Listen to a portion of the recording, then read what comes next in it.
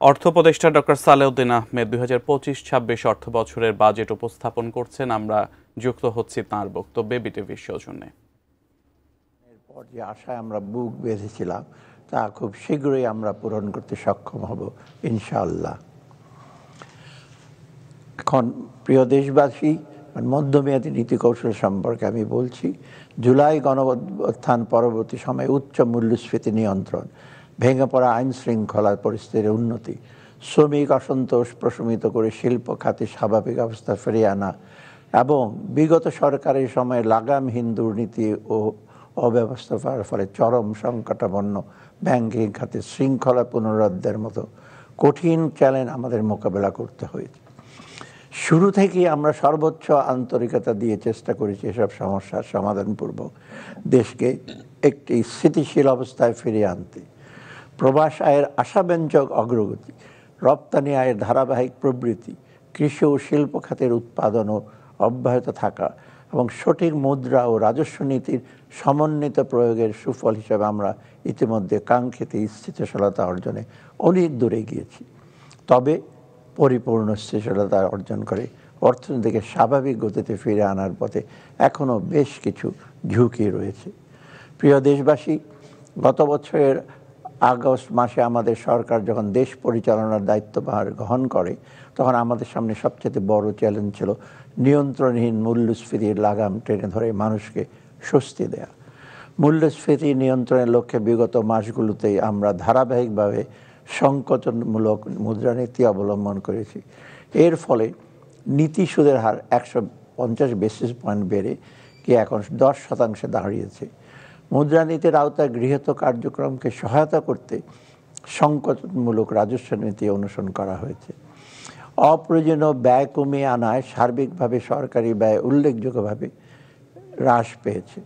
এর ইতিবাচক প্রভাব ইতিমধ্যে দৃশ্যমান হয়ে উঠতে শুরু করেছে। পয়েন্ট টু পয়েন্ট মূল্যস্ফীতি 2024 সালের ডিসেম্বর মাসে 10.89% থেকে হ্রাস পেয়ে 2025 এপ্রিল মাসে 9.1% নেমে এসেছে।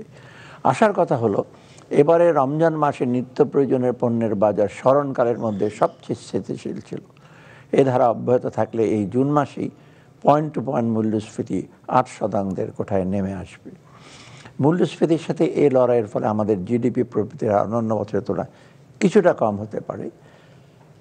প্রিয় দেশবাসী, মূল্যস্ফীতির নিম্নমুখী ধারা অব্যাহত রাখার ক্ষেত্রে বৈদেশিক মুদ্রার বিপরীতে টাকার বিনিময় হার স্থিতিশীল থাকা একটি জরুরি।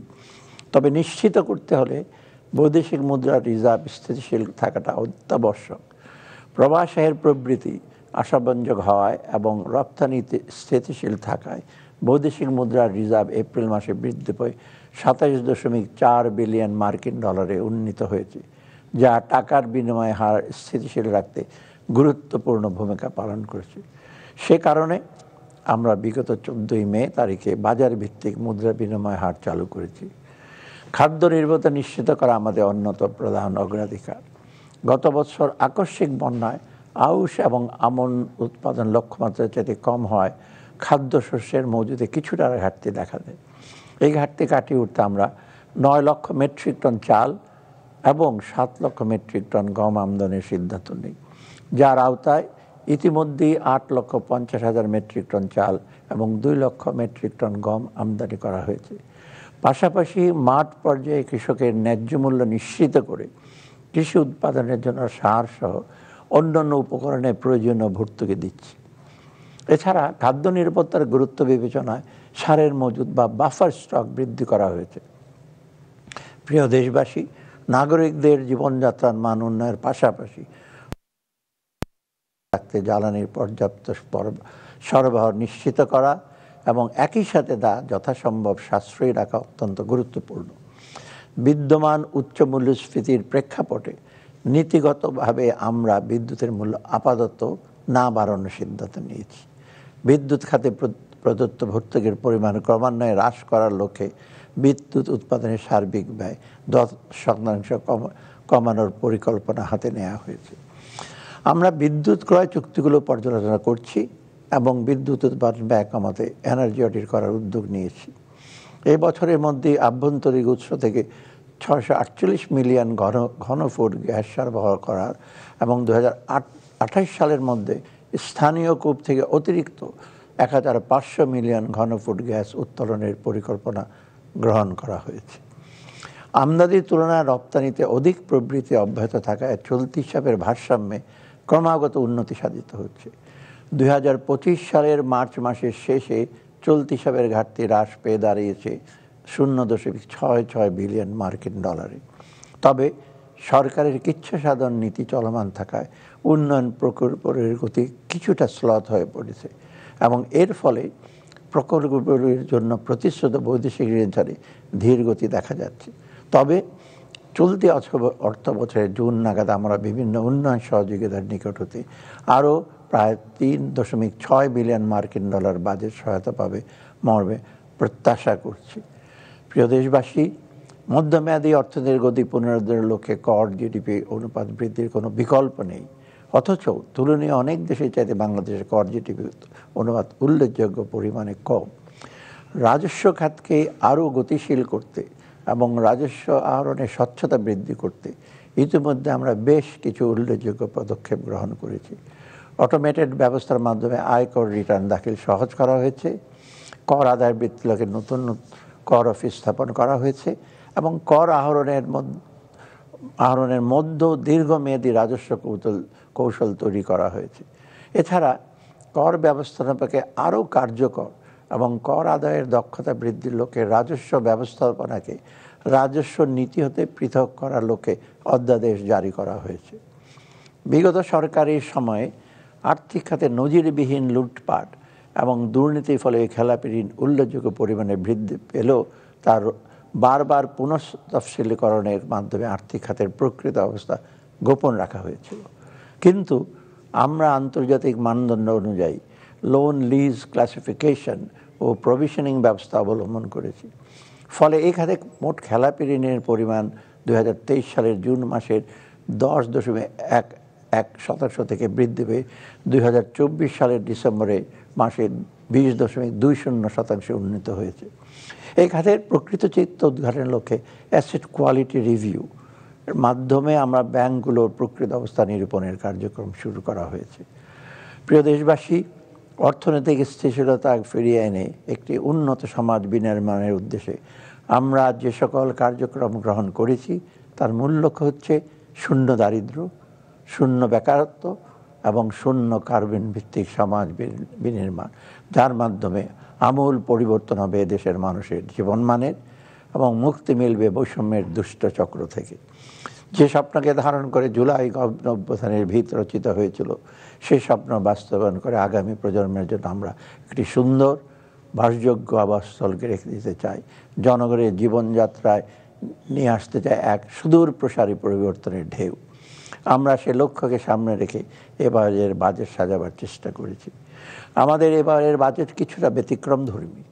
দেশের ইতিহাসে প্রথমবারের মতো আমরা বিগত বাজেটের যে ছোট আকারের বাজেট আগামী অর্থবর্ষের জন্য প্রস্তাব করছি।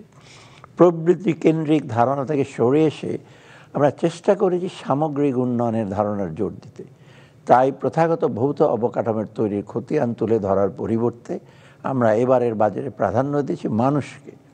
মৌলিক অধিকারের নিশ্চয়তা, সুন্দরভাবে বেঁচে থাকার জন্য প্রয়োজনীয় ব্যবস্থা, জীবিকার নিরাপত্তা এবং বৈষম্যহীন পরিবেশ, এই অত্যাবশ্যক উপাদানগুলো ছাড়া যে কোনো রাষ্ট্র অকার্যকর হয়ে পড়ে দুর্বল হয় সমাজের ভিত। এবারের বাজেটে তাই শিক্ষা, স্বাস্থ্য, সুশাসন, নাগরিক সুবিধা, কর্মসংস্থান ইত্যাদি বিষয়ের উপর জোর দেওয়া হয়েছে। পাশাপাশি চতুর্থ বিপ্লব, স্বল্পোন্নত দেশ হতে উত্তরণ এবং জলবায়ু পরিবর্তনের ফলে ক্রমাগত যে সকল সুযোগ সৃষ্টি তার সুবিধা ভোগ এবং যে সকল চ্যালেঞ্জ তৈরি হয়েছে তাকে মোকাবেলা করে টেকসই উন্নয়ন নিশ্চিত করার দিকেও মনোযোগ দেওয়া হয়েছে।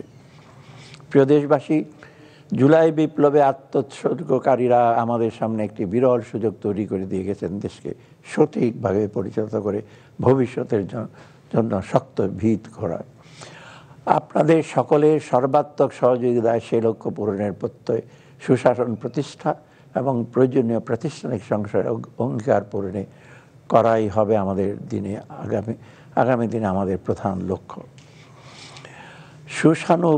সুশাসন ও প্রাতিষ্ঠানিক সংস্কারের ব্যাপারে প্রিয় দেশবাসী, আমরা গত দেড় দশকে দুর্নীতি এবং সুশাসনের অভাবে দেশের প্রায় সকল প্রতিষ্ঠান ধ্বংসের দ্বারপ্রান্তে পৌঁছেছিল। তাই দেশকে পুনরায় সঠিক পথে ফিরিয়ে আনতে সুশাসন প্রতিষ্ঠা এবং প্রাতিষ্ঠানিক সংস্কারে সর্বোচ্চ গুরুত্ব দেওয়া প্রয়োজন।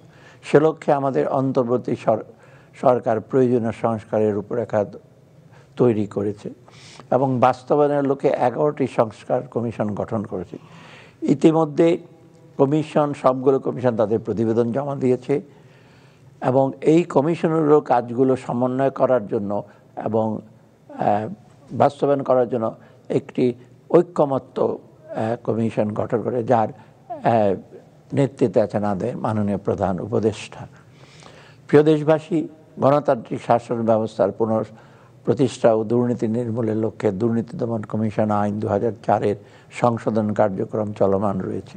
বিদেশে পাচারকৃত অর্থ ফেরত আনার বিষয়ে দুর্নীতি দমন সংক্রান্ত জাতিসংঘের কনভেনশন অনুযায়ী দুর্নীতি দমন কমিশন যথাযথভাবে কাজ করে যাচ্ছে। অন্তর্বর্তীকালীন সরকার কর্তৃক গঠিত দুদক সংস্কার কমিশন সম্প্রতি তাদের সুপারিশ প্রদান করেছে, যা যাচাইপূর্বক দ্রুত বাস্তবায়ন করা হবে।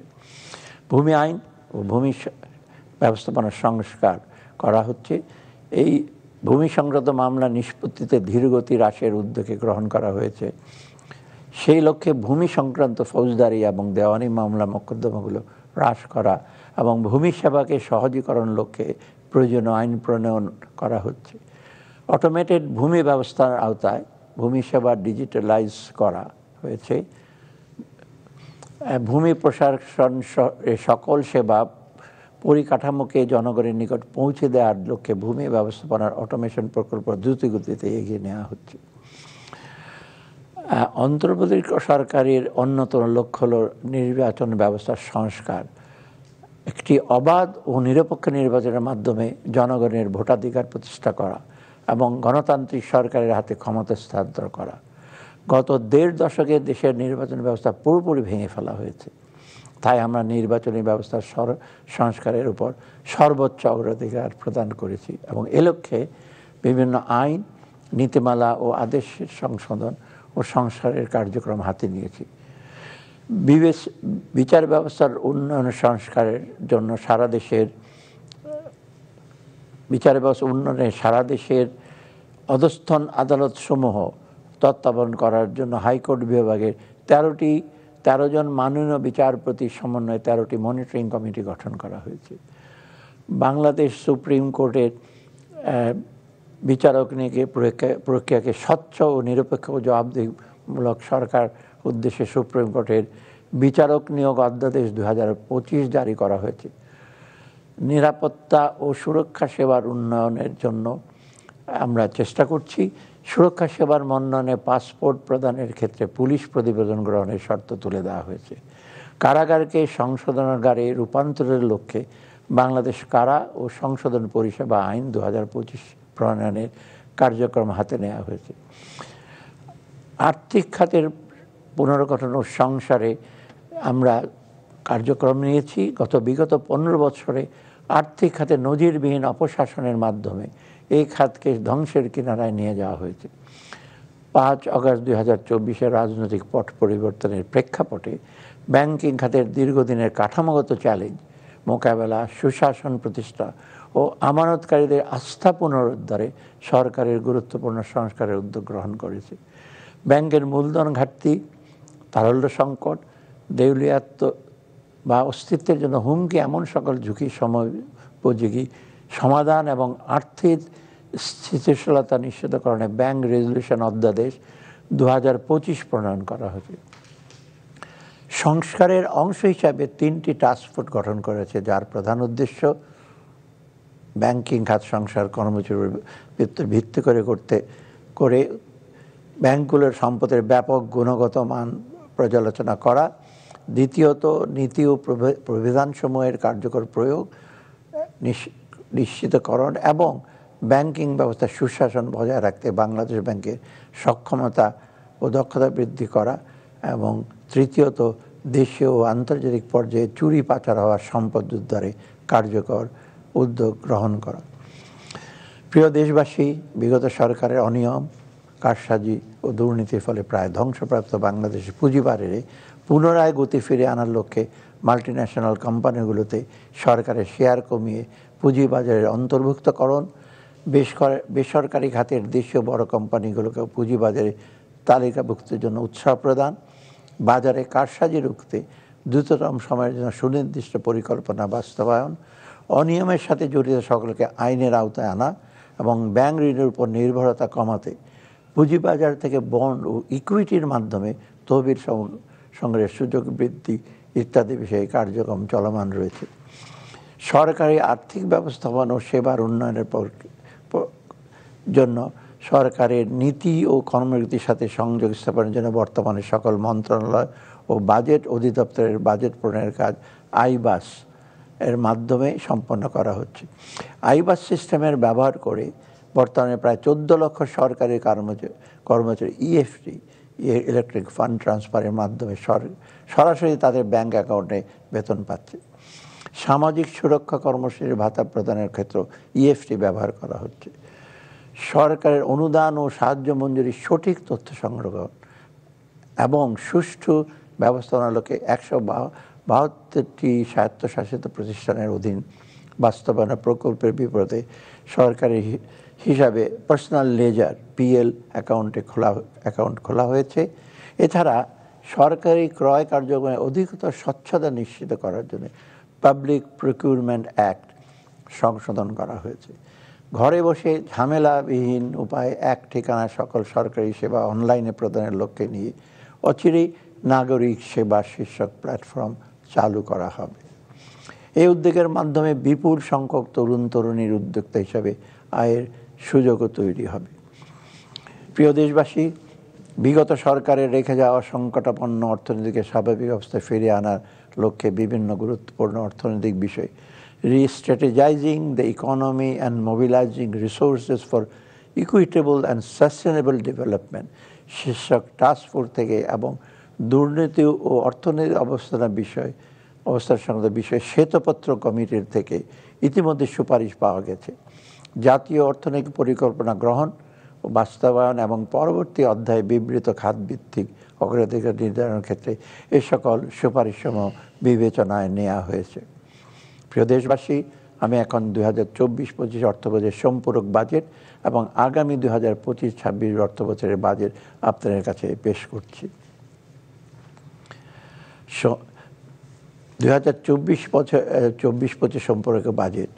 প্রিয় দেশবাসী, সার্বিক রাজস্ব আহরণ ও ব্যয়ের অগ্রগতি বিবেচনায় চলতি 2024-25 অর্থবছরের বাজেট সংশোধনও সমন্বয় করতে হয়েছে।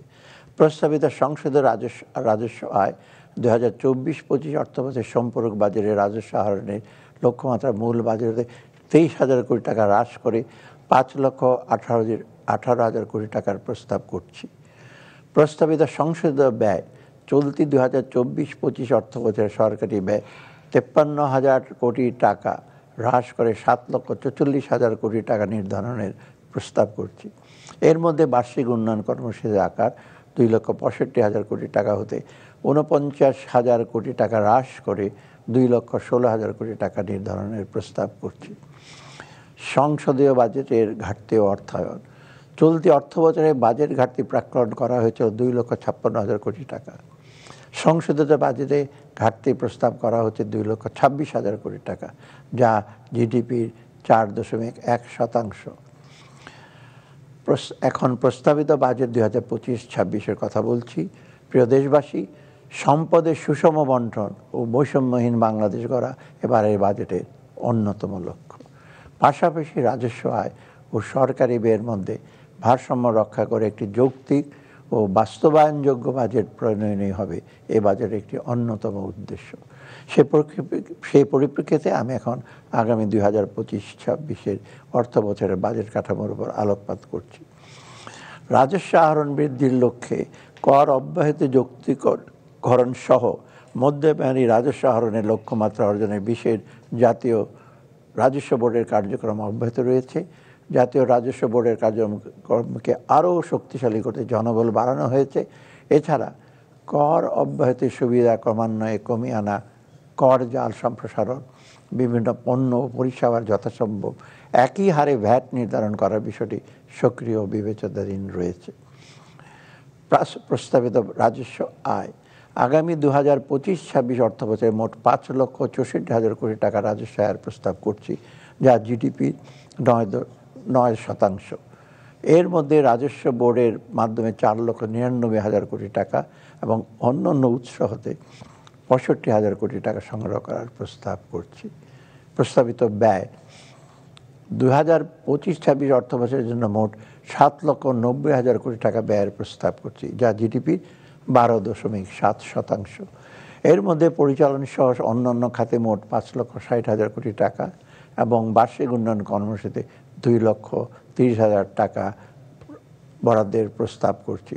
এ প্রসঙ্গে উল্লেখ করতে চাই যে 2015 সালের পর অদ্যাবধি কোনো বেতন কাঠামো প্রণীত না হয় বিষয়টি বিবেচনা নিয়ে এবারের বাজেটে সরকারি কর্মচারীদের জন্য বিশেষ সুবিধার পরিমাণ বৃদ্ধির প্রস্তাব করছি।